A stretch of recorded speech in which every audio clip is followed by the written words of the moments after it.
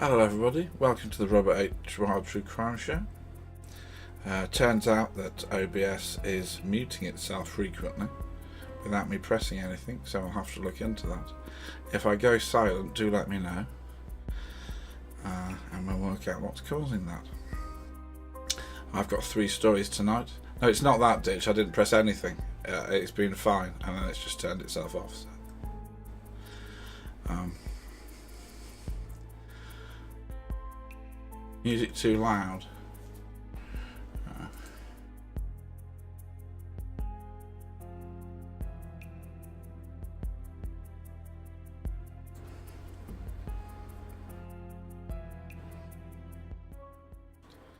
How about that?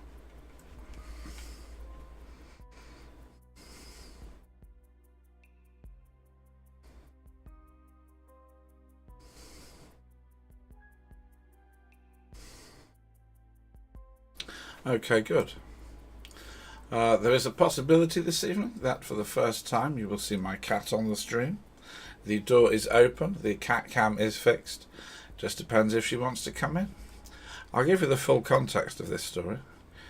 Yesterday, my cat managed to barge the office door open and leap out of the office window onto a roof, where she had to be retrieved with a ladder.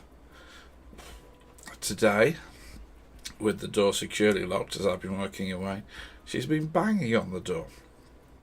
So 20 minutes before starting the stream, I made sure the windows were all secure and I opened the door. She came running in and jumped headfirst into the window and has now left. So I don't know if she's coming back, but if she does, cat cam is ready.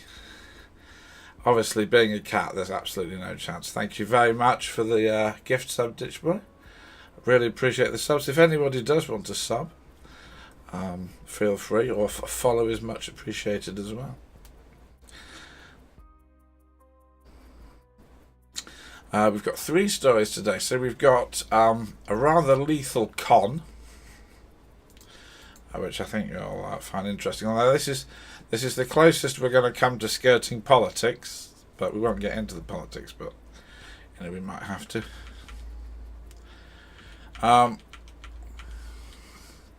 We've got a real mystery.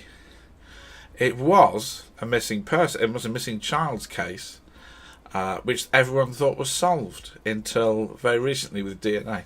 Hello everybody. Hello Raiders. Good to see you, Foxy. I was watching your stream. I hope it ended well. A bit of Adam Mark, who is one of Britain's foremost paranormal investigators. Foxy is a brilliant variety streamer. She was playing Little Nightmares the other day. A bit of Adam Mark tonight. She also sings. Thanks for welcoming everybody. Excellent, Foxy. Glad to see you. Glad to see you liked it. Now I can probably do that.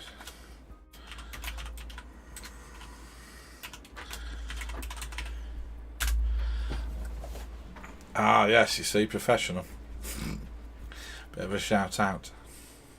Turning your big light up before you go blind. Yes. If you're not a streamer, you may not realise that it often involves having an intense portable sun attempting to melt your eyeballs. I don't know whether you actually adjust to it, or but we shall see.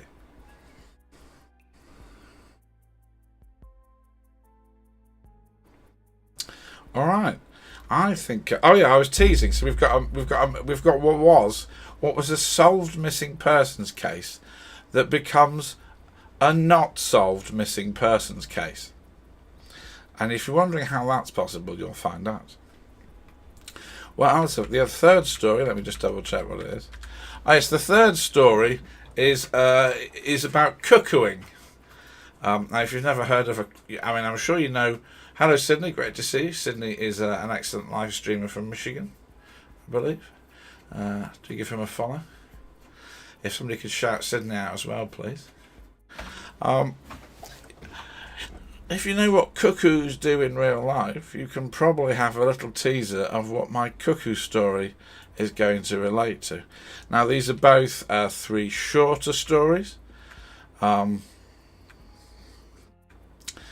not gory. Don't need to worry about that. It's not one of these serial killer cases where we all sit there going, well, we feel a bit unclean now. Hopefully you'll find these interesting. But I will be honest, a lot of people die in the first one. But you'll find out why. Right, I think we're ready to go. Shall we kick off? So, not every story I tell you involves what you might consider a traditional murder. When people think of murder, they think of serial killers or men with knives and guns, walking up to somebody and shooting them or something.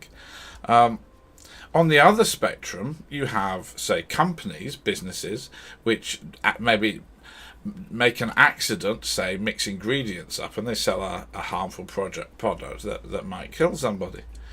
And the question that we're discussing in this first section is, where is the middle ground? What does it mean? What would it mean for a company? What would a company have to do to commit murder? And I'm going to argue, in the case of ADE 651, that the people behind it are murderers. And you'll see why. So, the context of this situation is after the US and Allied invasion of Iraq in the early noughties. Now, we're not getting into any of the politics surrounding that, but I think it would be fair to say that as we entered that era of the noughties, there was a sort of a collapse into a vast danger that involved bombings and explosions and all sorts of things like that. Now, companies and countries from across the world really needed cheap, effective and easy ways to stop bombers. Was there a cheap and easy way to stop a bomber? Well, a small company in the UK called Advanced Tactical Security and Communications Limited had invented the ADE 651, which stands for Advanced Detection Equipment 651. And it was just the sort of bomb detecting device the world needed. Over the course of a period of years, they sold tens of millions of pounds worth of ADE 651s to countries that started using it in haste. Yes, at checkpoints and at government buildings. There is just one problem with AD 651. It doesn't work. Not in a we've invented some dodgy tech sort of doesn't work way. It wasn't a bomb detector. It wasn't a functional piece of equipment. It was a complete and useless fake. Bombs went off. People were killed because of this. The Guardian in 2016. Yes, Ditch has now given away where we're going with this. Yes, but we will get into slightly more detail on the type of box and the type of light. If you're watching the VOD, you can't see this chart, so you've no idea where we're going. So the Guardian quotes, the vast majority of bombs that have killed and maimed at least 4,000 people since 2007 have been driven straight past police or soldiers using these devices at checkpoints. So, people were spending millions on a bomb detecting device. What were they actually getting? Well, if you wanted to be generous, and I don't, you might mention that it was rooted in dowsing, but that's also completely nonsense. If you wanted to be brutal, which I do, you would say it was a con of a machine originally designed for finding golf balls. So essentially, despite many different names, the AD 651 was based on the Gopher, which was billed as the amazing golf ball finder. It's worth pointing out, and excuse my language for this one, that even the Gopher was a load of fake bollocks. The gopher was a cheap piece of plastic with aerials which would move randomly if you detected a bomb, a golf ball, a breeze, absolutely nothing. There was no power source. The whole thing was a pure psychological trick mixed with what's called the idiomotor effect. If you tilted yourself, the aerials moved thanks to the static electricity in your body. If you thought you'd found something, fantastic. If you found nothing, well, you're not worried because you've not found a bomb. And life's a lot easier for a few minutes. Over the years, all sorts of pseudo-scientific gibberish was attached to both the gopher and the ADE, from specialised electricity, radio waves, nonsense.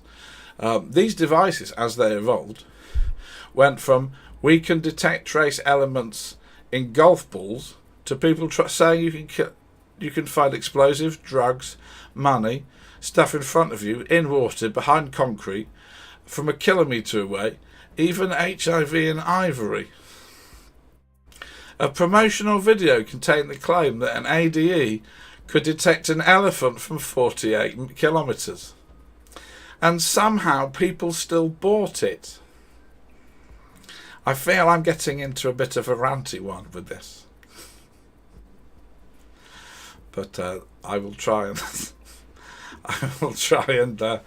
and not do that. So, ADE tried its best to make the device look convincing.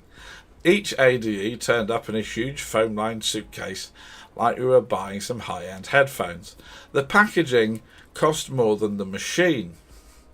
Over time, they started attaching circuit boards, a pistol grip, a holster, a series of cards you could slip into the machine, so it would detect different things. Some had sockets so you could collect two together. None of these ever worked or had any connection inside the unit. The Atlantic reported a study by Marcus Kuhn of Cambridge University on the special card you could plug into the device to detect explosives. This is a quote from the Atlantic. He says, "It was nothing but a type of anti-theft tag used to prevent stealing in high street stores. These are the cheapest bits of electronics you can get that look vaguely electronic and are sufficiently flat to fit inside a card." So you're getting governments spending 40 grand a time on ADEs, giving it to some poor soul at a checkpoint who waved it at passing vehicles and then would get blown to pieces.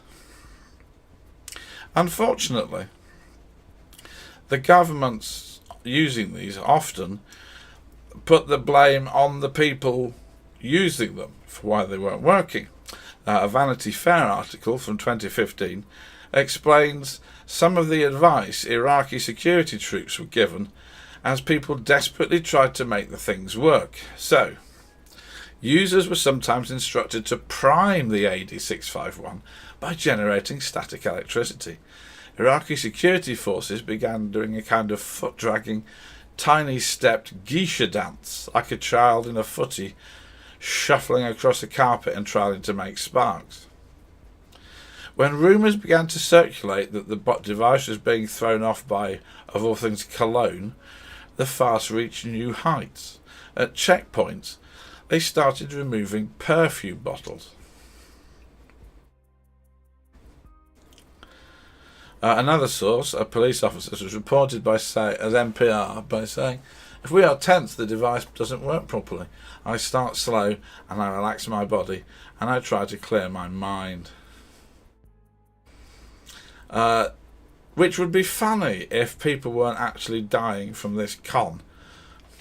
In fact, the detectors were so fake and so obviously nonsense that James Randi, who for years had run a $1 million challenge to people who could claim they had supernatural abilities, offered the company $1 million if they could prove it worked. They didn't reply. There's not many companies that want to turn down $1 million just to prove their product works.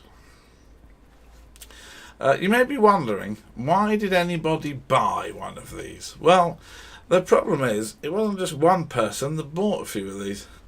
Iraq was the biggest customer, spending millions. But a list of purchasers seemed to include every trouble spot in the world, and then some with more money than sense. Lebanon, Syria, Bahrain, and Belgium. Yes, Belgium. They came with instructions that said, don't take these apart and look inside, or the sensitive equipment would be ruined. Obviously, so Ditch has gone for people are stupid and desperate. All correct, but you've missed off greedy. Estimates put the amount of money that ADE took from its profits to then spend as bribes to get more profits as 75%.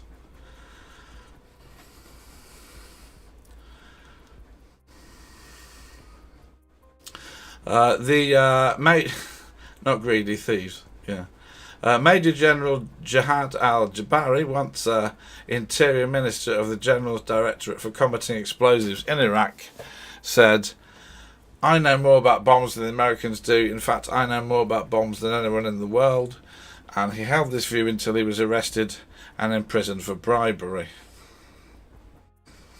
Anyway, so this is all a big con.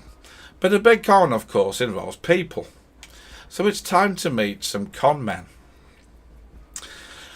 So I said there was a corporation behind this. You need people to run it. The bomb detector story actually starts off again with the Gopher golf ball detector.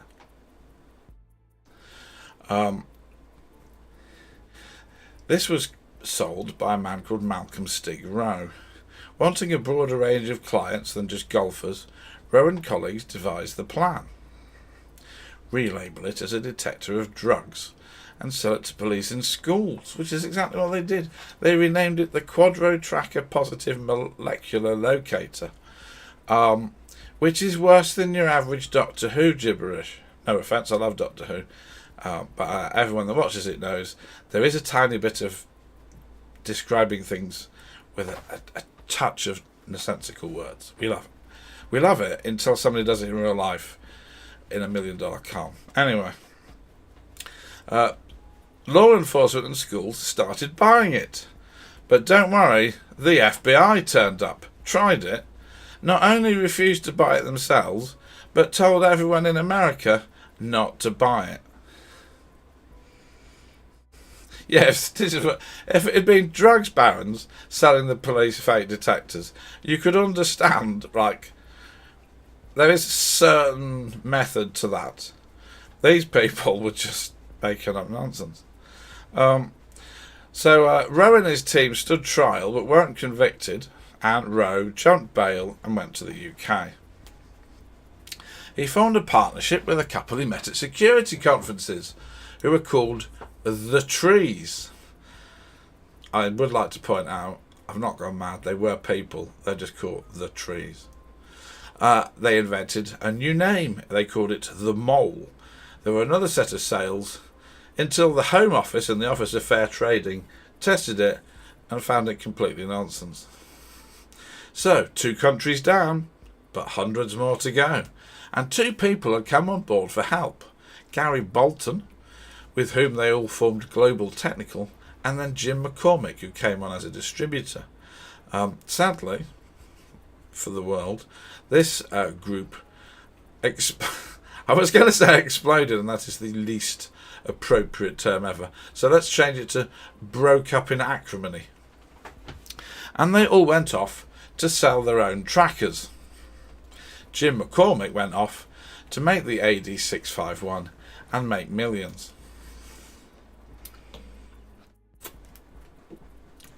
McCormick was born in Liverpool in the 50s and spent most of his life working for electrical companies. He spent time in America and then set up his own sales business in Africa. His skill laid in his ability to blind people with tech speak, sell things and travel around looking flash. He used this knowledge, realising a more high-tech looking detector with some high-tech sounding blurb could be sold for more, maybe to actual governments. So he sourced parts and factories, had models made, and they started to sell. The ADE first sold to the Lebanese army, 5 units for a total of $70,000. Unlike the FBI, the Lebanese army were impressed and ordered 80 more at 70,000 for 5. With the ball rolling, he went global. Niger, Georgia, a hotel chain, 5,000 to post-war Iraq. There were bribes and kickbacks and discounts. But the general feeling was that in 5 years he made himself $80 million. He told buyers he had 6 research labs working on innovations. It wasn't just McCormick. The trees had not managed to scale the business as well as McCormick. But they were buying parts from China, and building their version of detectors at home. But despite the various legal issues the ADE was having, Gary Bolton managed to go a step further. He managed to fool the UK's Royal Engineers into helping promote his version at a trade fair with troops in uniform. He got the Department of Trade and Industry, via British embassies in Mexico City and Manila, to help him sell. Later, government tester Tim Sheldon told the BBC, "I really don't know how that had happened. I think they should have checked with the experts that the device actually had some merit before they promoted it." At the same time, the wave of bombings in Iraq grew, and the number of people killed also rose, despite them using because they were using ADE 651. However, the troops on the ground were getting increasingly annoyed at this and made a lot of noise. British and American troops who were in the area as well also began to make a lot of noise. There was no hiding. This AD 651 just wasn't working. And essentially this culminated in pretty much everybody writing to the only jurisdiction that could deal with McCormick, the Avon and Somerset Police. They started an investigation and set about stopping him and bringing him to court. They began with a raid on his office. They were aided by other officers in Britain, one of whom managed to get her hands on a shipment of the devices which he had stopped. Now, in theory, it's an easy case for the government to ban the export of a military or peace security equipment. Right? You can stop any more dangerous product leaving the country. There is a whole system to stop the export of military and security equipment. But ADE found a loophole. It didn't have any working electronics. It didn't have any military parts. It was a useless toy. Laws, which were set up to define what a rocket was, couldn't stop it. This sounds like a joke, but it isn't. British MP David Heath in 2014 is quoted as saying, "The bizarre thing is, as I understand it, is because it doesn't work, it didn't have to have a licence." But no one thought to mention that to the police or to the Foreign Office and trade and industry people to stop them providing support. Someone somewhere made a big mistake.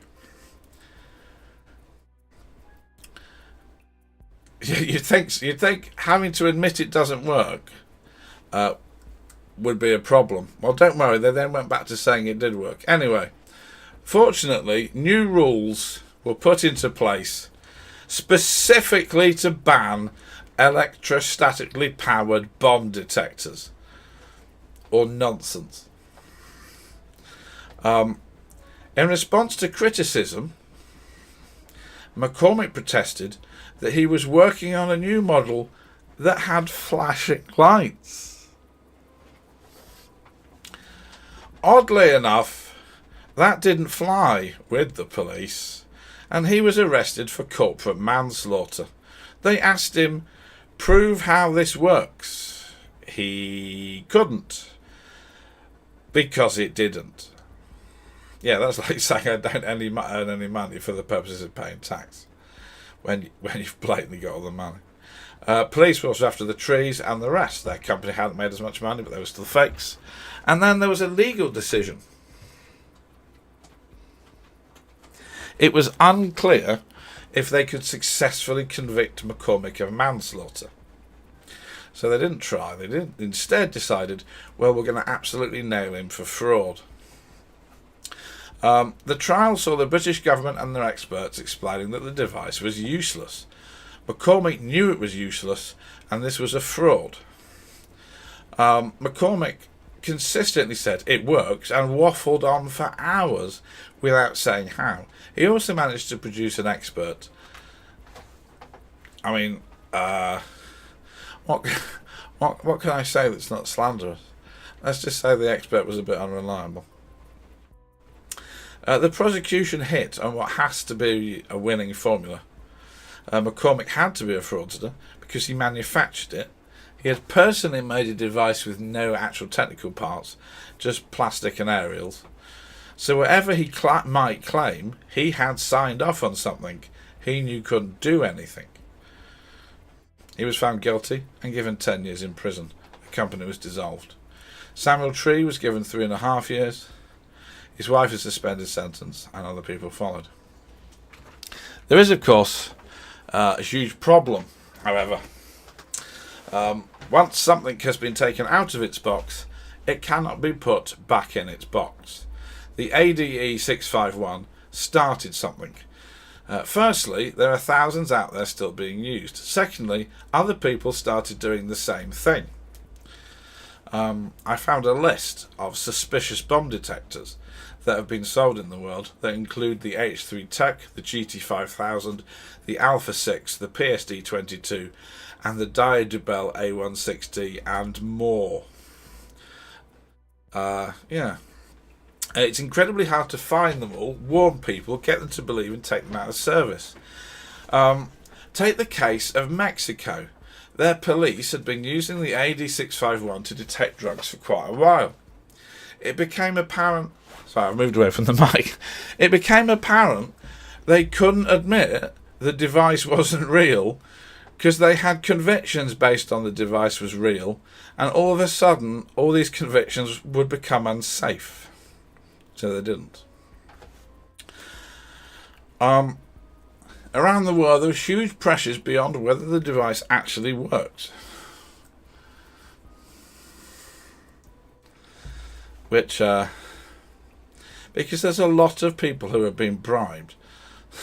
Essentially, there was a whole house of dominoes that would come crashing down the moment people start going, well, we wasted all this money, people died, let's look into it. So there's resistance.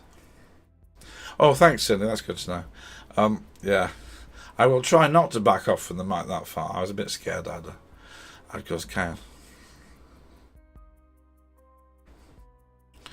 McCormick was ordered to repay nearly £8 million. He didn't, so his sentence was extended. He was eventually released in 2019. In 2020, a variant, but no less useless device was released to detect COVID-19. It goes on. So, what do you think he could... What is he? Is he a murderer? Is he a manslaughterer? I think he's more than a fraudster. Dishwater says there really should have been a law change at the very least to have him under some sort of reckless endangerment. Yes, you sell something that you know doesn't work, and you know because it doesn't work, people are going to die. I think that ought to carry with it a greater weight than the sort of fraud that you charge, you know. Well, I'm not going to give any examples in case it looks like I'm sort of soft on those examples. Right? It's worse than snake oil because so many people died. And you know they're going to die. The whole purpose of this is to stop people dying. So the fact it doesn't work means they're going to die. And you still do it. It's like, you know, it feels like it feels to me that it's as bad, you know, as someone that's physically gone out and killed someone. Because you know, you've essentially guaranteed that people are going to get killed. So throw away the key. Exactly. Right, we'll take a little pause before we get on to another case, which is a mystery with a twisty. Sorry, I won't do that again. So it looks like, having spent all day trying to get in this room, my cat doesn't want to make an appearance because she's realised I've locked the window.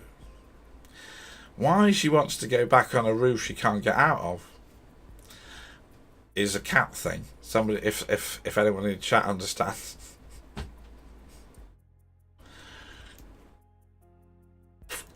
Sadly, this does mean it's getting very hot, especially with that light.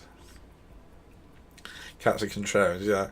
I can't believe, because it's dark, you see, and it's glass. I can't believe she literally jumped straight into the window, like not even testing to see if it's open. She was just going straight out.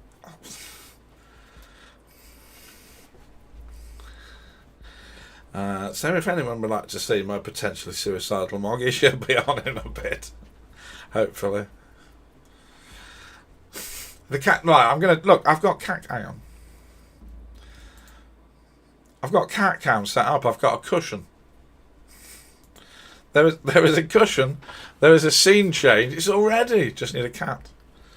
One day there'll be a stuffed cat there. She's just. Oh, is she outside looking at me? Oh yeah, so that's her bed. That's her bed with her tails looking out. So she's in her bed. Yeah, she's in her bed.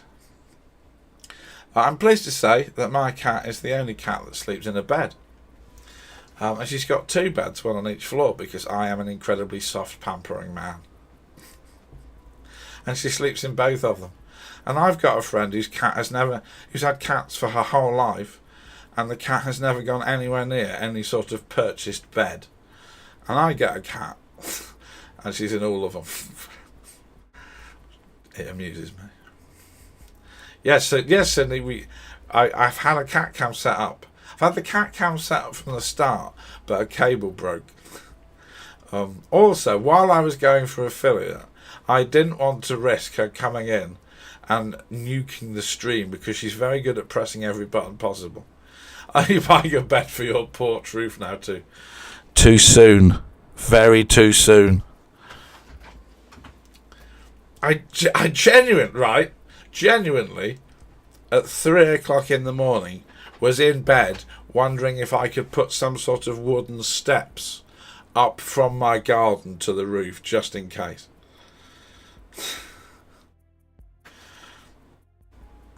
I think that might be, not stairs, some wooden stairs. I think that might be a bit far.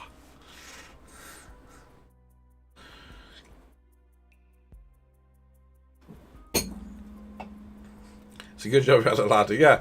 I keep the step. I have a garage, but it's separate, so I keep the ladder in my house just in case. Because when you need a ladder, I find you don't need to have to rush off to your garage. You tend to need them immediately. Sydney says my son has 2 cats and they have cat cams in their houses, so when they're away, even on vacation, they can watch their cats. That's brilliant. Before I got a cat, I did a lot of cat sitting for friends. And I would send them photos, and I would live in their house and send them photos and videos throughout the day. Obviously, I can't cat sit anymore because I am now a permanent 24/7 butler. All right, shall we get into a case that you think you'll think I've told you the mystery, and then you'll discover I really haven't told you the mystery. It's a case where something happened. Everyone lived their lives happily ever after. And then it was discovered they hadn't. So if you ever think everything's settled down, sometimes there's no end. So we're going to do the curious case of Bobby Dunbar. If you know what's coming, right? I love the chat interaction, but on this one, if you know what's coming, don't put it in the chat, so we can keep everyone surprised, because this is a genuine twist. Right, this is. Roger, Roger.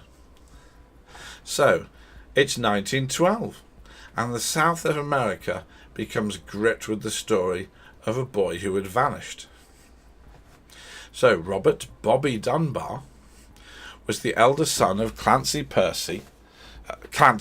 and Lelia Leslie Dunbar, a Louisiana couple. He was born in 1908 in Opelousas. His was a middle-class family. I'm going to stop there and ask if the smudge has gone before I forget. Has the smudge gone? Ditch that. I'll carry on and now Ditch can answer. It has gone, thank God for that. Cleaning products were used. A newspaper of the account of the time described Bobby as full size for age, stout but not fat, large, round blue eyes. Miss it. I see what you're doing. Light hair and very fair skin with rosy cheeks. Left foot had been burned when a baby and shows scar on big toe. Remember that? His parents worked in real estate and insurance. He was well off. They were all happy. 2 years later, the family had another son, Alonzo. In 1912, the Dunbars went on a fishing trip to Swayze Lake in Louisiana's St. Landy parish, an area of swampy water and alligators, with cabins accessible only by a railway, right? So they've gone to a part of Louisiana you can only get to on a railway. This was a common spot for well-to-do holidaymakers. The Dunbars had family friends on a group weekend. On August 23rd, Percy Dunbar had to leave the lake to do some real estate business, and Bobby was spotted hanging out with a family friend. Hello, Thelonious! Right, you're going to enjoy this one. I'm going to recap you, Thelonious, because this is a good one. We're talking about Bobby Dunbar. It's 1912. His middle-class family have gone to an isolated holiday spot. You know what that means. He was spotted hanging out with a family friend. The friend said Bobby came back with him. He was last seen headed on his own going to get lunch. But he didn't appear at lunch. In fact, he didn't appear at all that day. He'd vanished. The authorities conducted an immediate search, with over 100 locals from nearby towns coming by train, because that's the only way in, and joining as they probed the swamp and surrounding land.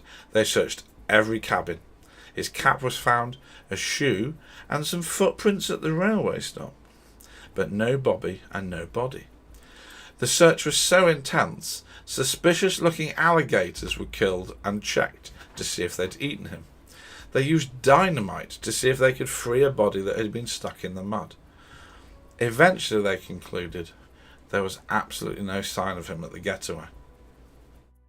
But the Dunbars were not going to accept that Bobby had vanished into a lake somehow. And they began an 8-month-long manhunt.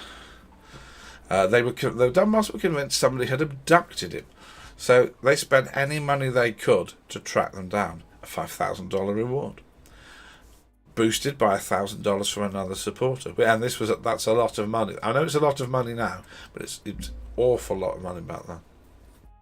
They sent postcards with a photograph and description to authorities across America. They did everything they could to keep Bobby in the public eye. They even visited orphanages to see if Bobby had been brought in safe, but with maybe some sort of amnesia.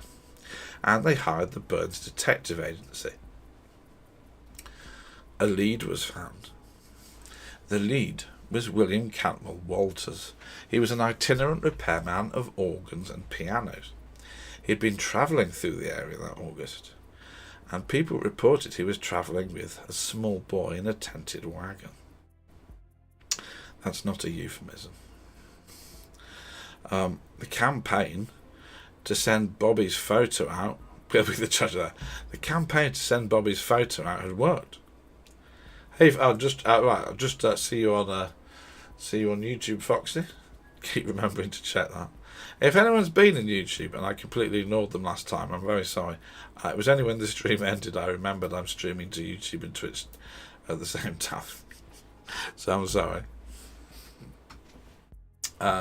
So the campaign to send a photo had worked, as a photo of the young boy had been sent back by a doctor in Mississippi who'd spotted him. They were able to find Walton Pro Streamer. It's my first day. They were don't say Pro Streamer. That might end up happening soon. Oh God. They were able to find Walters in Mississippi, where somebody thought they'd seen Dunbar, and they found the boy who was with Walters. Walters said, "I've not abducted this boy. No, it's not my son. It's the son of Julia Anderson. She worked for my family, and I was just looking after him as I travel around America. His name's Charles Anderson, but we call him Bruce." You could have called him literally anything that didn't begin with a B, so it makes discussing this easier, Walter, but there we are. So, Walters was arrested, and Percy went to see the boy. And it was Bobby. He was so convinced it was Bobby, he sent for his wife. Leslie had grown ill during the stress of the search, and when she arrived at the station to come and see and identify Bobby, she was overwhelmed by the crowd of interested onlookers. Now, what happens next is unclear and depends on what newspaper account you read, because there are different versions.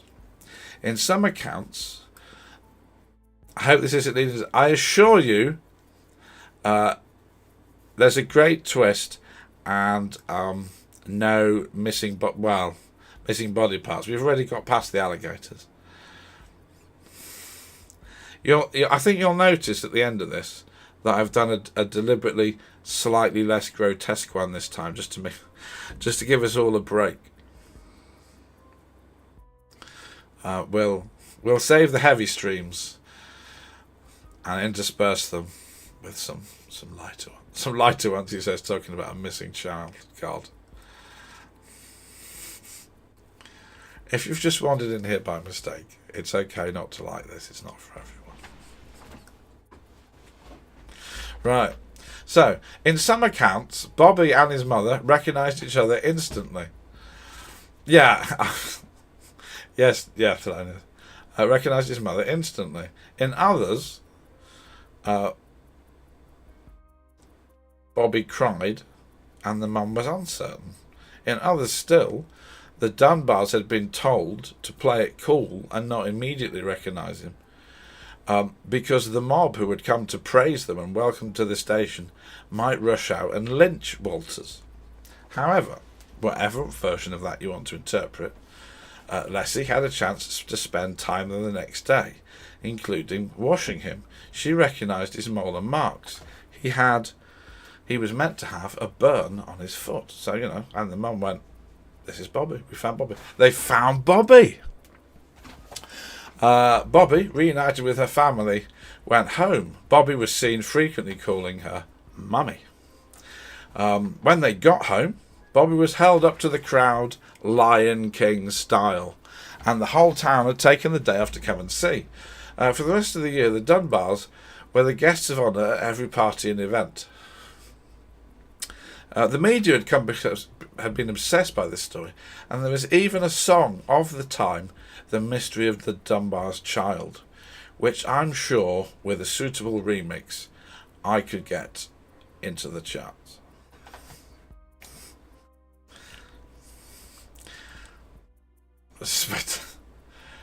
Steve's probably sat there going, "Oh God." However, even in the wider coverage, there was an element of doubt. And the element of doubt crept in because a reporter got in touch with Julia Anderson, mother of Bruce, because they found Bobby. Why am I shaking so much? I am a jiggler. I have a jiggly leg I inherited from my father. When I'm sitting, I frequently jiggle my leg. It's a family trait. Julia Anderson turned up because they found Bobby, but where's Bruce? Because Bruce, it turned out, did exist. Julia Anderson did have a son called Bruce, and if he wasn't with Walter, where's he gone? She said Walter's had her son Bruce. Thanks, Steve. And Walter's Walter had not taken him away without permission, because he was meant to go with him for a few days. However, this had then developed into an out of permission, because he was not meant to be taken across the state. But Julia said, That's not Bobby, that's Billy. Walter's still with Billy. And then the social bigotry of the time took over. The Dunbars were a lovely middle-class family who said this was their son.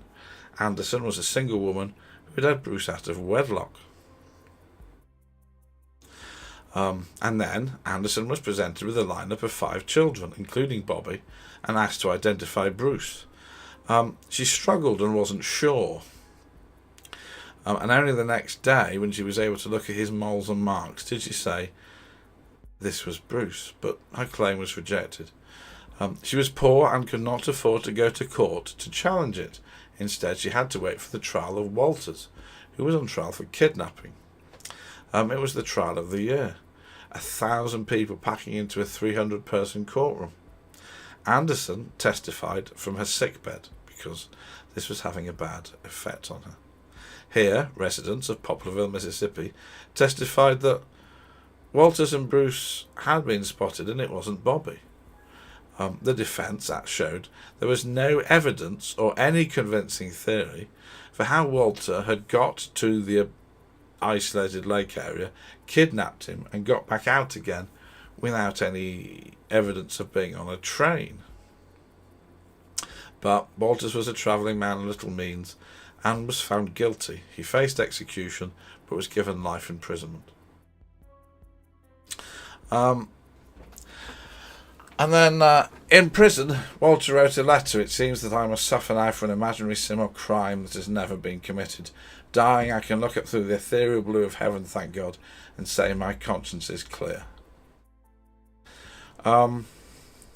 Walters won an appeal on a technicality in the Supreme Court 2 years later, and rather than pay for a trial again, they just let him go. He resumed his itinerant life and died in 1945, always claiming he was innocent. Anderson settled in Poplarville, where she felt misunderstood. Married a man she'd met during the trial and had more children. She never stopped believing Bobby was Bruce. The Dunbars settled down for a while. However, Mr. and Mrs. Dunbar split up in 1920 and divorced. But Bobby went on to have a rich, full, happy life. He married, he joined the Briggs Electrical Supply Company, he had 4 kids, and sadly, at a reasonable age, he died of a heart attack in 1966.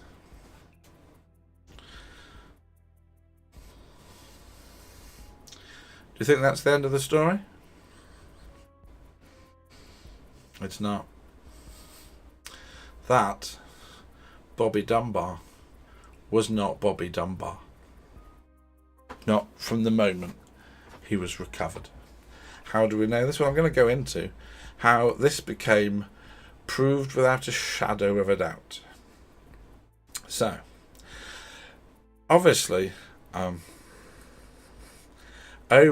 and again, people bring up this case and look at it and talk about it. There was a small element of doubt. Anderson never changed her mind. Who believed Bobby was Bruce, and many of the town still believed it true. Many still believed it into the late 1990s. Many years later then, after Bobby had died in 1999, with local rumours still sort of swirling around now and again, one of Bobby's granddaughters decided that they could prove once and for all that Bobby had been Bobby. They began a great study of every record they could find, including newspaper reports, material from lawyers, and speaking to Anderson's children. In order to do this, she teamed up with another woman who was interested, Linda Traver. She was the granddaughter of Anderson, and she was interested in proving the exact opposite. Somehow these two managed to work together, but there was tensions between them. Linda Traver said Margaret was totally convinced it was Bobby Dunbar all along. I was totally convinced it was Bruce Anderson all along.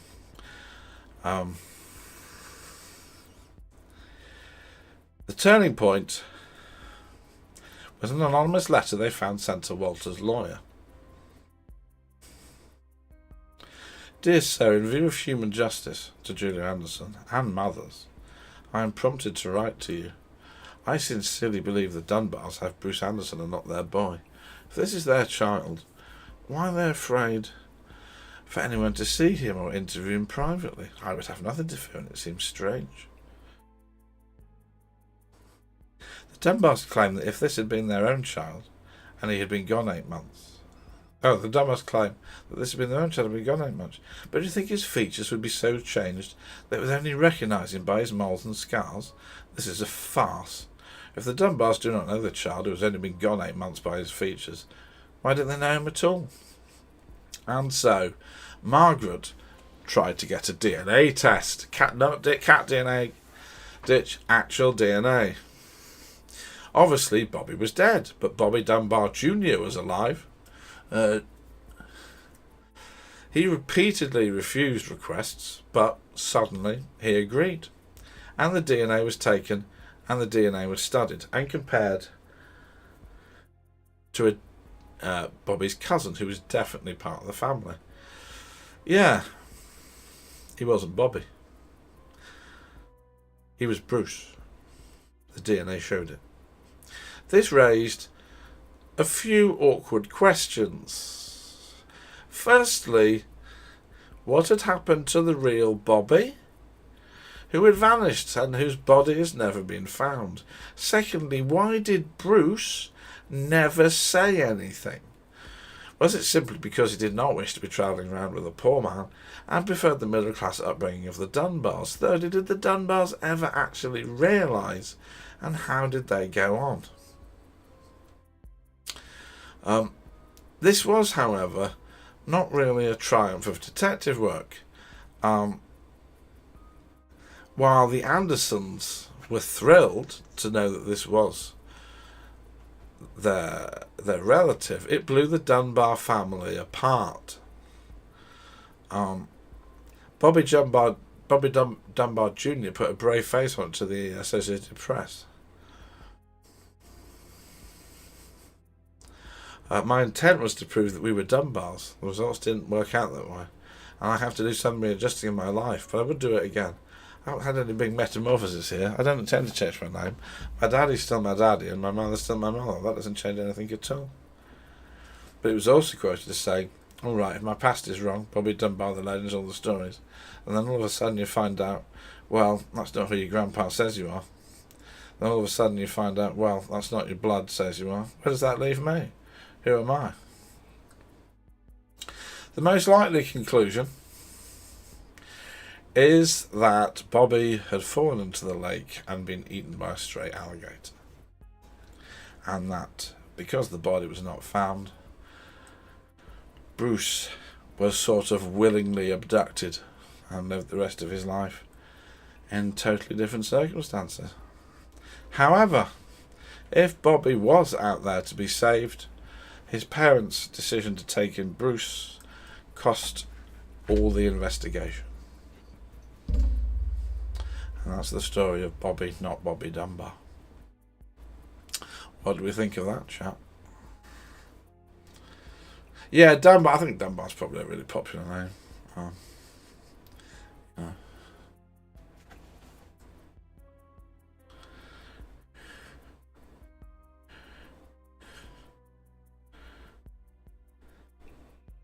It's certainly a... I mean, it was already an interesting sort of mystery, but then it became something else. And you do sort of wonder, what else is out there? What else can be found? Obviously, the big thing in the true crime world. Yeah, losing a child must be a drain on the sanity. And I've often wondered, and I don't really like to wildly speculate on psychiatry, but I often wonder if the Dunbars seized on the first possible opportunity, if only to bring the mother back to health. I'm not sure if the father necessarily thought it, but his mother convinced herself. And then, of course, they did split up soon after. You do sometimes wonder if something played a role in that. If there's a whole psychodrama here that we can only see in. But I don't like to go big on stuff that's speculation in the books. But I guess here this is a chatty forum. We can. I think you're right. I think if they knew in any way, or one of them knew, it must be because they were seizing onto the hope of having him back, and the hope of having him back was more important than necessarily, and masked completely any doubt that he was the wrong kid.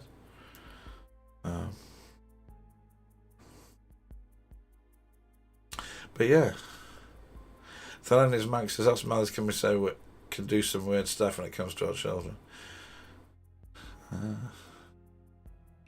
As if I dare criticise mothers.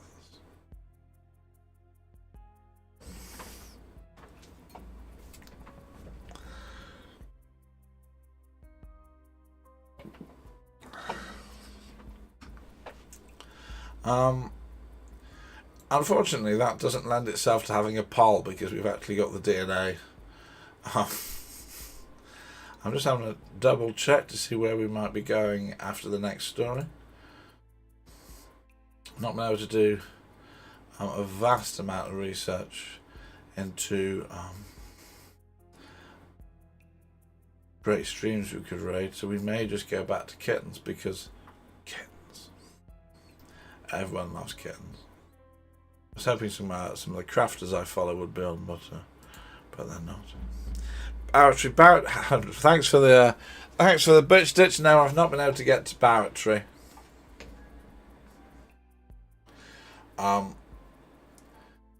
What is the plan? In fact, I suppose I ought to explain why I haven't got to Barrattry yet, because this is the other day I put up my first YouTube short. It was a clip from this stream, and it was pitched as a little bit of comedic relief as you're scrolling through the shorts. But I've been thinking, normally I like telling stories. YouTube Shorts is a medium where you have 60 seconds. Can I tell the stuff that I do in this stream in 60 seconds in an interesting way that's not too without anything? This stream's great. I can go into as much depth as I want. We can chat around. But what I'm going to do is I'm going to try and tell some of the stories I've told you in a much smaller form. We will see how it goes. So I'm going to be doing that, Ditch and audience. And if you come in here every night looking for the Barrattry, I'm afraid I haven't done that yet. However, one lead. I am going to be doing the spooky stream sooner rather than later. And I'm going to be doing an unsolved mystery stream sooner rather than later. And I was reading about ghost ships, and I don't just mean, the Flying Dutchman, galleons steaming along. I believe the last reported incident of a ship found floating without any crew, when nobody knows where the crew have gone, was in 2022. So maybe some ghost ships. Might be a fun thing for one or the other of those streams. I've also got some props. Be afraid. Be afraid. For the spooky stream. Oh, you saw a follow up on one of the last stream stories. Go for it, Ditch. Go for it. What did you find? Last stream we did the Golden State Killer, and we did the Eunuch Maker. Give me the update. Yeah, the Eunuch Maker. Yes, I bet there's been some updates in the last 48 hours. 22 years. Yes. 22 years in prison. That is that's a life sentence with a minimum of 22 years. So potentially longer. And if you're interested in what on earth the unit maker is, firstly, I fear for your soul, and secondly, the VODs are all on YouTube. Do look me up and give me a follow if you're interested. There is a link tree on Twitch and on YouTube, and you can find everything I do. And I'm pleased to say that the unit maker will be in volume 4 of True Crime Dossiers. That's already written up. Sorry, the story's written, the book's ongoing, but that's already written up and will be in there. Wait, what was I? So just finishing off the short. So that might be coming if you fancy getting your true crime in 60 seconds. We shall have an experiment. I've already written most of it, so just a case of practicing my performance. The unit maker being the largest. If you're wondering what we're talking about, we did a poll at the end. So we did the Golden State Killer, and we did the unit maker. And the unit maker was a story about a man who genuinely had an online streaming business where people would spend sums of money to watch other blokes have their genitals cut off. And that was their lighter story. We had a poll, and the chat kindly said that was actually the one that was the least grueling to listen to. So if you want to go back and see what was worse, it was 100% one way. You were like, yes, Sydney, yes, I'm live on YouTube. I'm still going to be moving the VODs over, but yep, we are doing both of those. There are other platforms you can stream on. I'm not sure at the moment whether I'll try that. I think Twitch and YouTube is a good base to start with. Ditch says OnlyFans. I don't think I necessarily possess the right talents and material to make a living off OnlyFans. Not that I know what that is, but I believe there's a certain requirement, a certain type of interest people have to have in you, and I don't think I'm going to fit on that. On the other hand, if it all goes really, really wrong, we might have no choice. Sure, there's a few people that like larger fellas. This is getting weird now. You have a link tree, I make assumptions. Yeah. No, link trees are really important, Ditch. Link trees are not just a way to secretly point people to your OnlyFans. Although I know they are often secretly a way to point people at your OnlyFans. But no, they're very helpful. Hopefully somebody can see this stream, find the VODs, find Amazon to buy the books. And if I ever get round to starting to run Twitter as a daily source. Thank you for doing the shop ditch. Yes, if anybody doesn't know, many of these stories are from the true crime books I've published on Amazon. Copies are available. An omnibus of the first 3 volumes has just been produced, so you can get the first 3 volumes essentially for 2/3 of the cost. But the plan is to keep the VODs on YouTube forever, so it depends what you want. The books do have more material. There's been several stories. I'll get to that in a sec. There's been several stories where I have not read out quoted material because I don't think it's the right vibe for the stream, but it is in the books. I'm a trained historian, and if you have any interest in the French Revolution or the Russian Revolution, I have written 2 textbooks.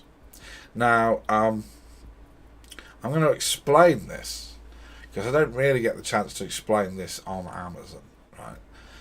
I'm a really boring man that loves really huge dry history books, but I think what I can do is communicate that to people that don't want big dry history books and give them a fun, informative experience. So I write my history textbooks, in a way that has given some history teachers have given me very bad reviews, because I don't write like a formal textbook. I write like it's this stream. I am talking to you. I'm chatting to you. I'm telling you the story. It's still all factual, still all true, still all checked, still all serious. But it's me talking to you, and that's the vibe. It's called History in an Afternoon. I've done 2 so far. I may do some more. Textbook. Well, they're books for anyone interested in the subject. Will get you, if you read this book, you will get a good basic understanding of that subject. But they are, when do people first come to books like that? Well, I've sold a lot to students. I call them textbooks because I've sold a lot to students who want that sort of chatty through introduction. I'm not going to sit there and attempt to teach the French Revolution with a load of terms that I think often mask the fascination of the subject. I'm not saying they shouldn't be used, because obviously in a relatively high level discussion you have to have technical terms. I just genuinely believe that often people disappear behind the terms, and there's not enough explaining to everyone else who have history is fascinating. There's loads of people would love history, I think, if it was presented in the right way, which is what I try to do. But again, which is why I'm doing these streams. If you watch a lot of true crime streams on YouTube, you may notice I present things deliberately in a slightly different way. I'm not going to bore you with why, because I think it often looks like an attack on other people, and I'm absolutely not about that. There's many brilliant YouTubers and streamers on. There's many brilliant YouTubers on true crime. I'm not really aware of any current streamers, and if you find any, let me know. But I have set out to do things a bit differently, in the way to do stuff I want to listen. That's in the way I want to listen. But I'm absolutely not going to say anything that looks like an attack, because that's not what it is. So, but can you? Yes, Ditch, right. You absolutely can make requests for stories. Now, there's 2 parts to this. Firstly, in my Discord, there is a section where you can tell me about things you found, stories you've seen over the internet, breaking news, things buried away. Absolutely, if you find something interesting, I would love you to tell me about it. And if you do want me to dig into something, tell me about that too. But primarily, if you're reading something, you like it, I've not covered it, send it to me. You can do that in the Discord, please, which is on my link tree. There should be a permanent link. Please do come to the Discord. You can, my link tree, we could even do a poll on what stories to cover. Yes, we could. If this stream was a democracy. Whereas it's what's the word where a cat is in charge?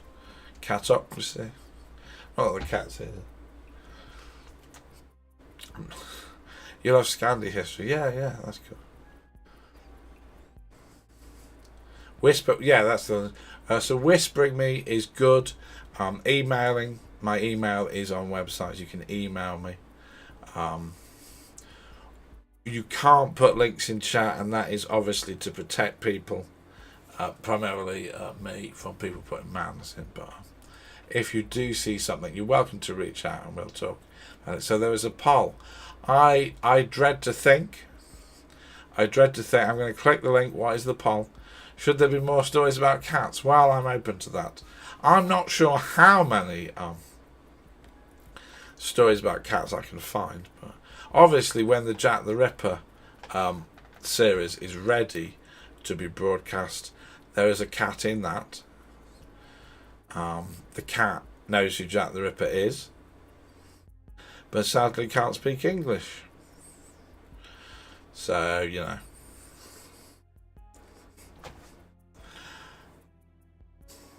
Really? That sounds like I'm making that up, but really. The Jack the Ripper case has a famous cat.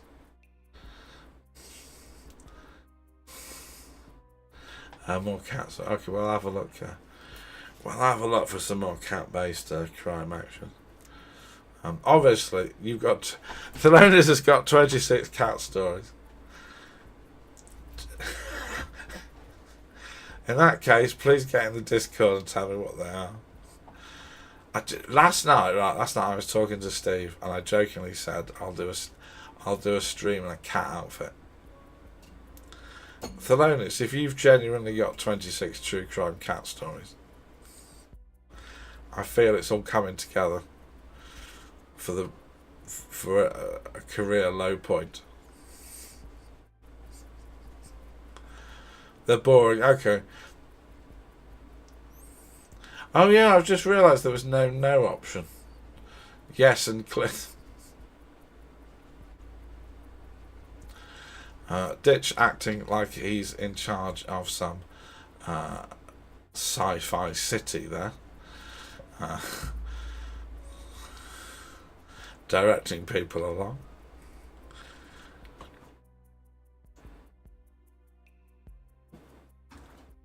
Right, we will get into the final story. And the final story is about Darryl Cool, who is a cuckoo. What is a cuckoo? Well, you're going to find out. In 1994, Darryl Cool took Paul Gruber's life. I don't just mean he killed him. I mean he took his furniture, his bank accounts, and even sent birthday cards to his family. So the last time his daughter saw Paul Gruber alive was the Christmas of 1993. Paul Gruber was a retired school teacher who spent the holiday with his daughter. He returned home in early 1994, where he lived at Muskrat Lake in Idaho. As far as his family knew, he made it home, settled back into life.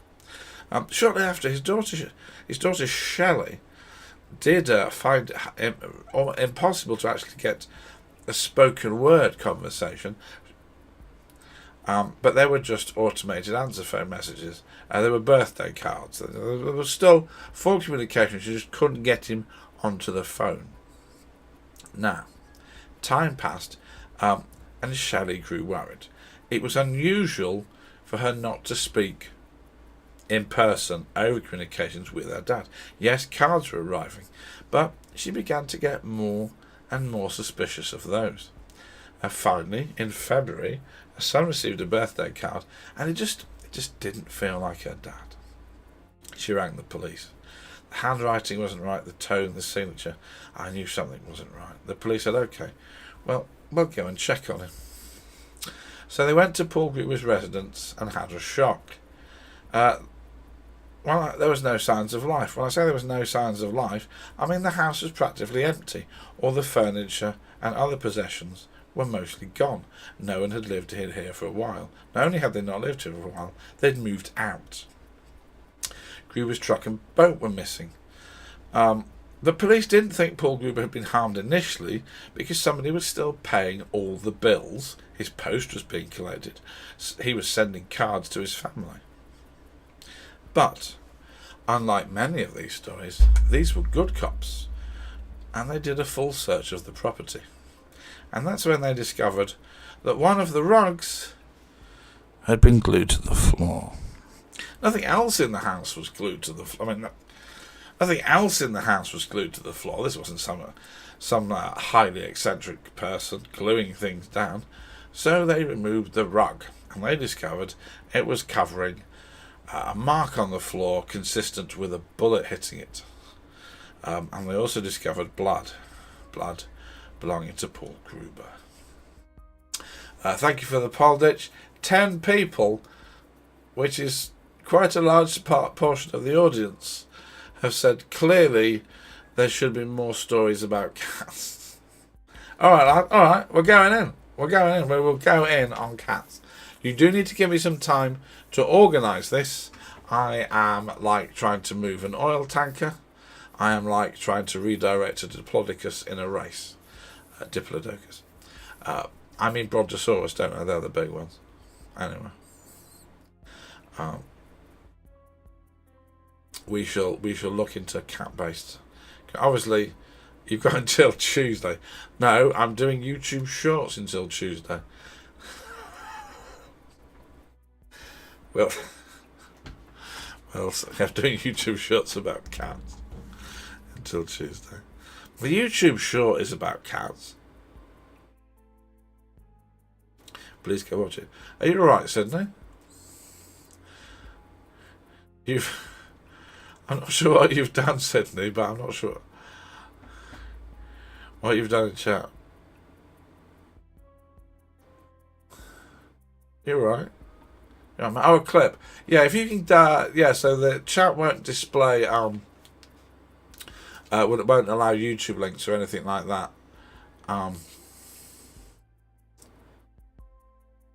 Or it's pretty standard across Twitch.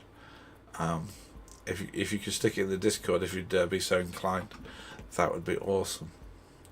Yeah, it's not a problem, Sydney. It's just just going with what everyone else does, which is not to stick links in, because you never know, you might get some maniac coming in. Not that I'm saying you are, but things happen. Can mods post links? They should be able to. Yes. Actually, I will turn on the ability for mods to post links, so stuff can be whispered to mods and stuff. I will turn that on. Not now, if it's not already on, but I will get that sorted out. Yeah, thank you for that. Thank you. That's a good idea. So Gruber was now presumed murdered, and they did a detailed search, but they didn't find a body in the area.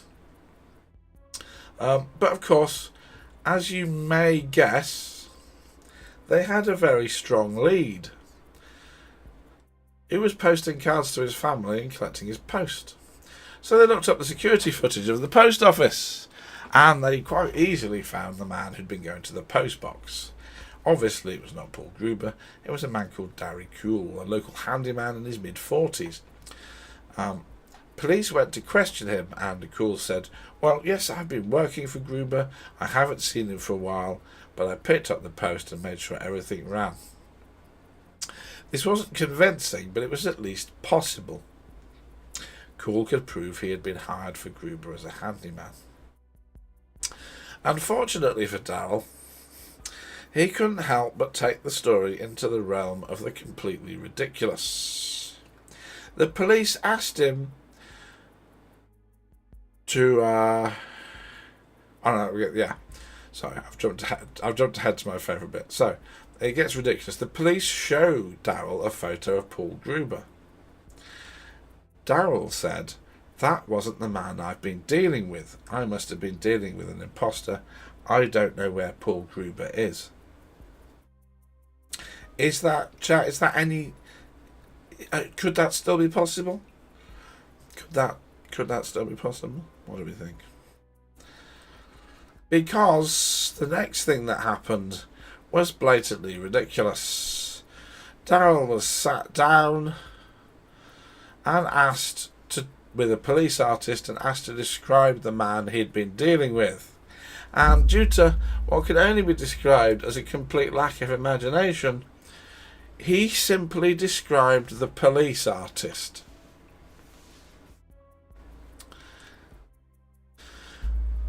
Yeah, the police pretty much knew he'd done it now, didn't they? So they pushed on. They discovered that large sums of money had been moved from Gruber's bank account to Darrell's. The latter said he was just paying bills, which was partially right, but the police believed, well, there could be a motive of greed here. Darrell's not a wealthy man.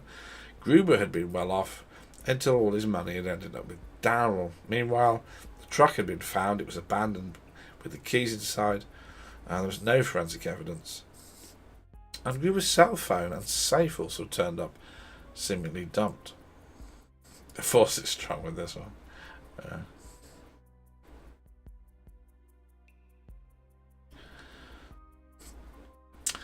However, this is a story of birthday cards and stolen identities. So the police sent samples of Gruber's handwriting and the post that had been written and Darrell's to expert Robert Floberg.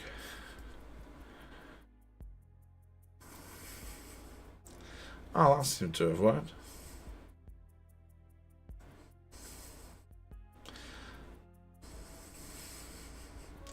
The expert said Gruber hadn't written the letters. Darrell had. If you are interested, Floberg has a website, robertfloberg.com, and he has a very large account of what precisely in the writing gave it away. If you are into handwriting or you want to see that, robertfloberg.com. I have quoted a section from it in the books and reference the website, of course, if you want to do that. But we're not going to go into that here because I'm not sure everybody necessarily wants 10 minutes on handwriting. Anyway. And then, of course, forensic experts managed to get saliva from the back of the postage stamps and managed to get Darrell's DNA off it. That's good, didn't it? So, this information got them a search warrant, and they went to Darrell's home. They found a huge amount of the furniture and possessions which had come from Gruber's home, and they also found a hidden cache of weapons, including two .22 guns with homemade silencers. Then, after repeated searches in Gruber's own home for clues, the police decided they needed some experts. They asked a carpenter to have a look round the house and see if he could see any new work or anything that had been done. As he did, he spotted a depression in the crawl space. Digging here, they found a layer of plastic, then a corpse wrapped in an air mattress. It was Paul Gruber, and he had been shot 4 times with 2 different .22 guns. Sheriff Roos noted I myself had walked over that body no less than 4 times, and caliver dogs had been over the area too. So Darrell was charged and stood trial. Prosecution was clear this was a deliberate act, not an accident. Accidents don't get shot 4 times. Accidents don't get buried in the house. The evidence in this house is too strong not to convict. The jury agreed. And on May 2nd, 1977, Gruber was found guilty of murder, theft, and forgery. Yeah, that's not quite all, though. Because Darrell was not taking this lying down. Oh, no. Darrell was working like a maniac to get off. During the trial, it urged that Darrell had spoken to her about the case to a cellmate. Darrell was planning to escape from prison, understandable, and murder the detectives working on the case so they couldn't convict him, not really understandable. He offered $15,000 to another inmate to assist, but in the end he couldn't find the money. This isn't believed to have been a fantasy by the cellmate, because Darrell told the cellmate things only the killer could have known, and therefore information had to have come from Darrell, such as the colour of the air mattress in the burial. Darrell now produced a new plan. Get his wife to find a homeless person and videotape them confessing. Somehow he managed to get his wife to meet a man, give him $1,000 and 2 cars. But police managed to find out and interrupt things. So, Darrell was in the end given life imprisonment. The motive was outlined at the trial as greed with an utter disrespect for human life.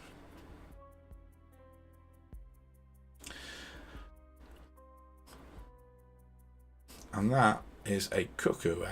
In Britain, a cuckoo is more commonly in crime, where a criminal gang take over somebody else's residence against their will and use it as a base of operations. Cuckooing. But I'd call this bloke a cuckoo because he, So, how do we feel about that?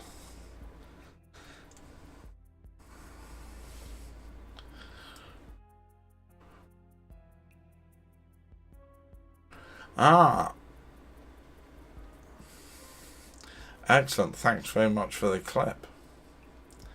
I don't know. I'm gonna see what if I click that. It's not gonna knacker anything, is it? I can see what you've clicked. Yeah, 'cause it's all for baby. Just gonna see what you've kindly clipped from us, isn't it? Just give me a second.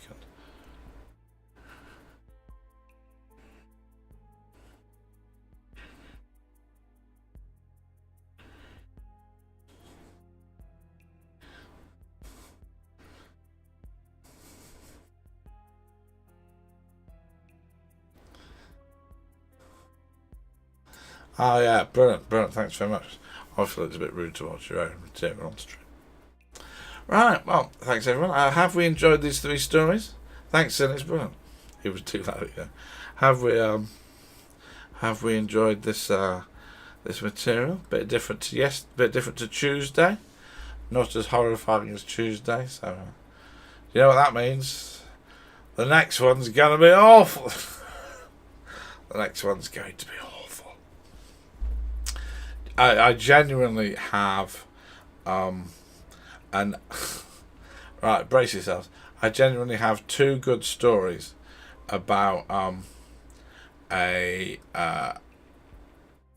19th and 21st century torso murder or 2, which I might drop in on Tuesday. They're fascinating. Oh, hang on, right, just a second. Hang on, where's the mouse? Oh, look. We have had a we've had a sort of appearance on CatCam. Oh yes. Hello, do come up. You're welcome to come up. Yeah, come on. Right, she's on the desk. Oh.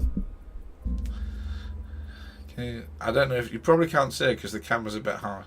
I'll see if she goes over and sits on. Hello, Polly. You're live on the internet. There are people watching you, CatCam. Yes, do you want to have a sit on your special bed?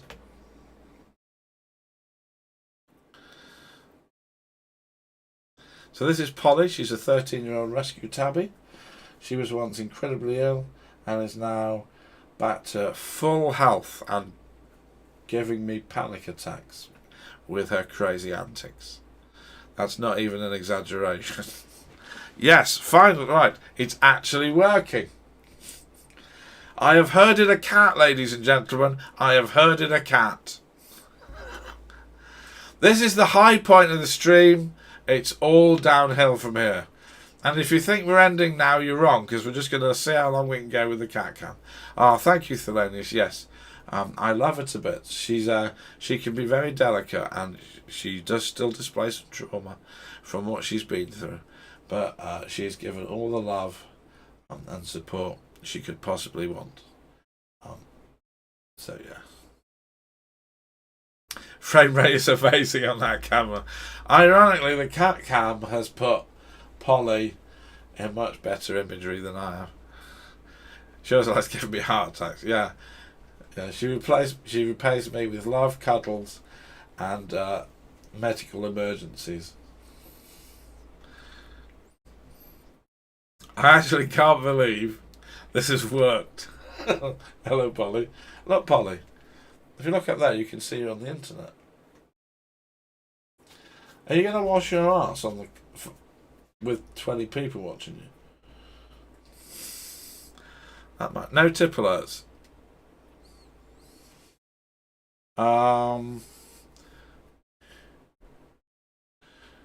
You tipped 32 minutes ago, and I think I don't know if it came up. I thought I turned them back on. I'll check, but there's only been one tip tonight. Oh, you've just tipped for Polly. It's not come through on my activity feed. I don't know what's happened. It's only, oh right. Oh, okay. Well, I was looking away, so I don't know what happened. If it's not appeared, I've obviously failed to turn them back on. Very sorry. I'll get that sorted. I'll have a look. I'm not sure where tips show up at this point. So, but yes, Dreamies. Ditch has brought you some Dreamies, Polly. Which are your favourite things? The thing about Polly is Polly had to take some medication, which she had to have when in the morning and the evening. So when I got up, I gave her a medication. And when I went to bed, I gave her a medication. And I mixed the medication up with Dreamies. Unfortunately, this means Polly associates me getting up and going to bed with Dreamies. Unfortunately, this also associates if I get up in the night to go to the loo, Polly thinks I'm awake and demands Dreamies. You can see this is a never-ending quest for Dreamies. I don't have any money to invest, but if I did, shares in Dreamies would probably be a good idea.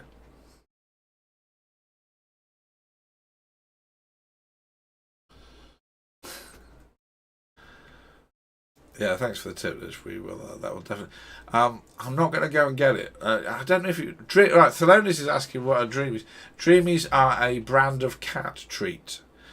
They're probably the most famous UK cat treat, and they are famous because they work all the time, 100% of the time. I've never seen a cat that will not chew your hand off to get some Dreamies.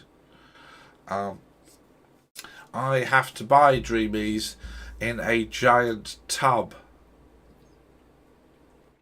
She's looking well, she is, isn't she?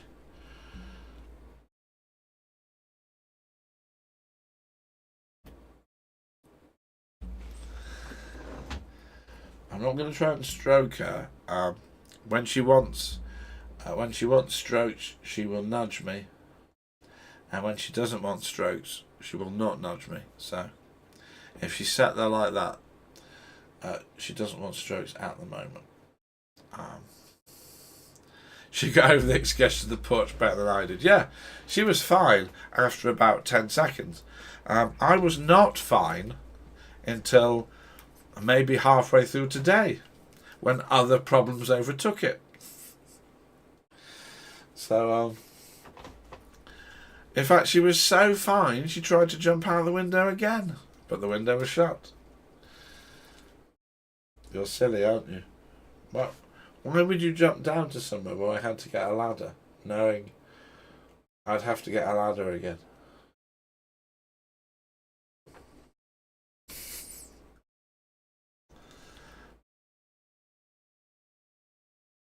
You're looking away from the camera deliberately.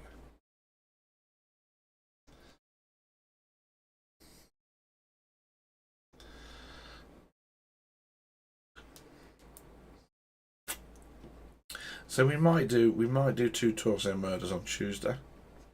We shall see. I appreciate that that's not necessarily the most fun topic in the world, but they're interesting. So let me give you a bit of context. They're both Thames torso murders. The first one is highly adjacent to Jack the Ripper.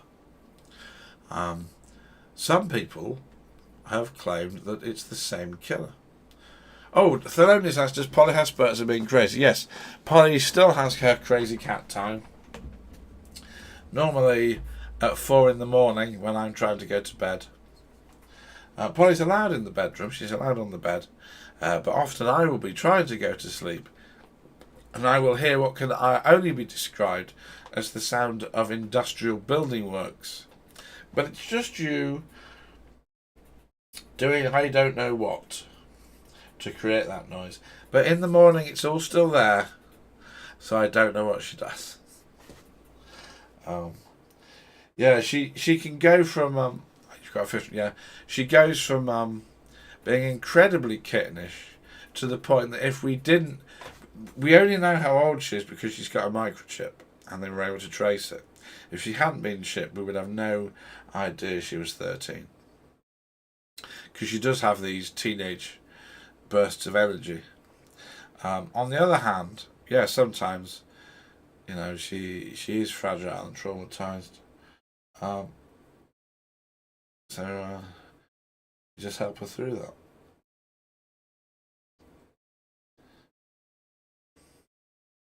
Now a cat loaf, yeah.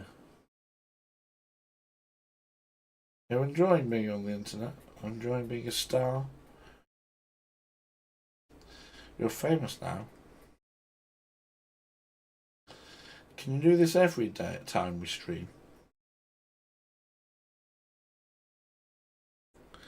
I think people would prefer it if I spoke true crime and they watched you, to be honest.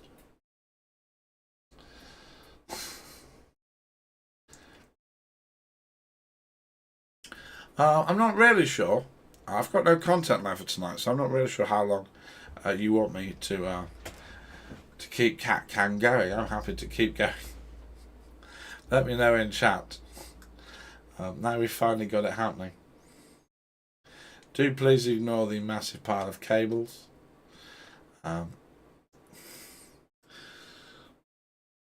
Should probably have tidied that.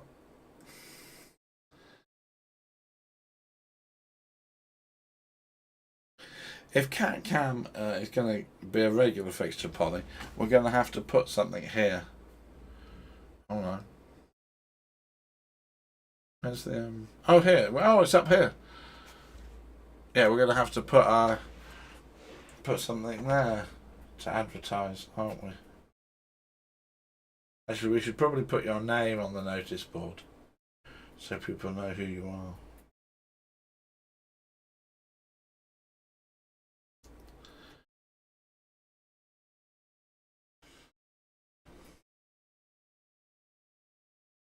Is that dead? That's dead now, isn't it? Maybe you could get a Dreamy sponsorship. Yeah. She certainly would do well on video, woofing him down. Speech commercial manager. I mean, at this point, a Dreamy sponsorship would save me a vast quantity of money from my little remorseless eating machine.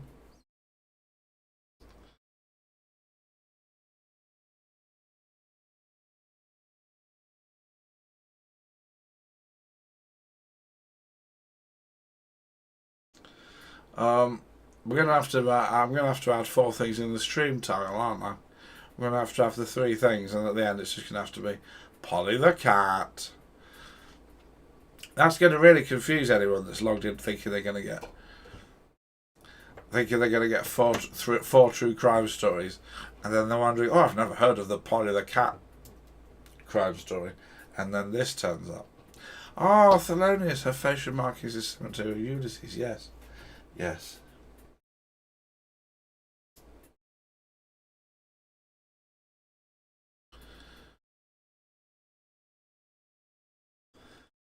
Are you still in, Foxy? Because Foxy watches Adam Mark, who is a paranormal investigator and urban explorer. And one of the bits of equipment he uses are these cat toys called cat balls. And these balls, the idea is they're made for cats so that when cats touch the balls, they give off lights and sounds. So he sticks them on the floor, and if they go off, the idea is a ghost has done it. But I don't know these exist. So there's a possibility, Polly, we might get you some cat balls. Does that sound fun? I don't know why I'm pulling faces, because you can't see me. Just Polly. Seems quite happy.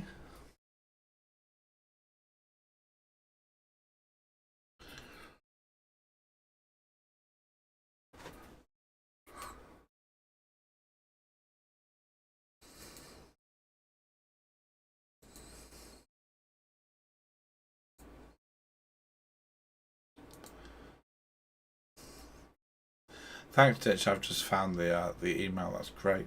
That will keep Polly in treats. I will make sure I turn this back on. Thanks, Sydney. Right. Well, I'm not sure how much longer we should keep this up. Are you going to do this regularly? Because that would be great. Because people like you, Polly. But it has taken like 6 weeks for this to actually happen. Do you want to? Do we see if we do you want to? You in the mood for a stroke? No, not in the mood for a stroke.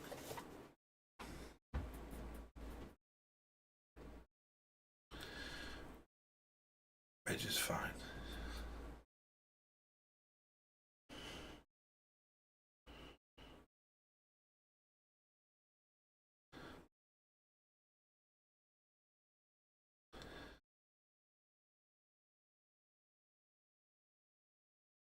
Yeah, does a story about cats. If I'm telling a story with a cat, is that fine? Is that a good? Maybe read a page of one of my history books so you can see us. Oh, oh, that's uh,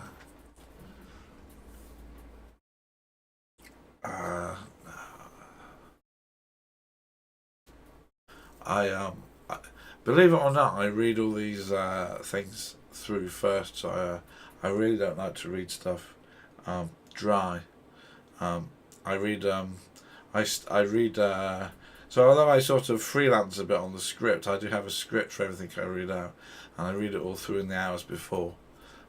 If I come to something dry, I think I just very boringly read it out. Oh yeah, the lady says mine would be in for the strokes. You touch one, 10 come running. Yeah.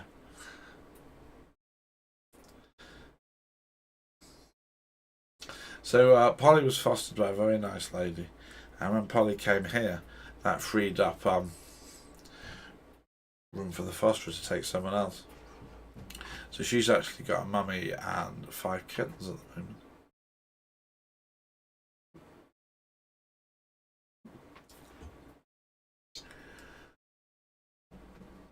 You never have enough hands, I can imagine. Right, normally I would be up for carrying this on for a long time, but regrettably I have a 9 a.m. meeting tomorrow. So although this is perfect and I'm glad you're all enjoying Polly. In fact, my viewers have gone up.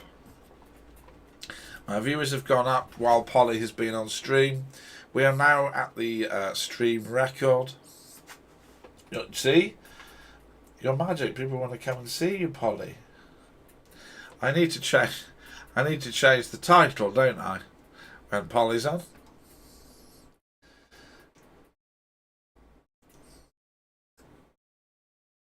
Polly's spoken up exactly. We've had plenty of Polly. Alright everybody, thank you very much for coming on. I do appreciate all of you being here. I wouldn't really want to sit here and talk into the ether, so being able to interact with you is great. Your comments are great. I really appreciate it. Thank you for the bits and the tips and the subs. So we're really good. Thank you for liking my princess. How could you not like my princess?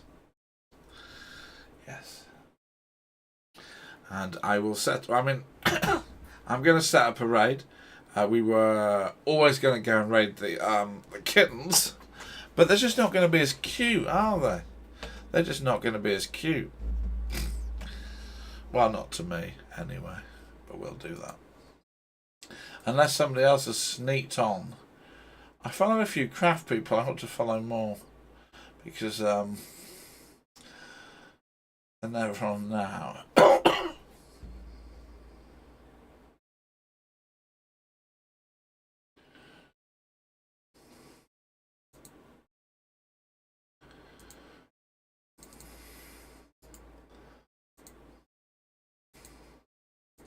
Okay.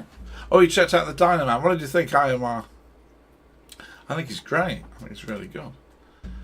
I've had I've had some positive feedback and people quite liked him. In fact, they very much liked him. I shouldn't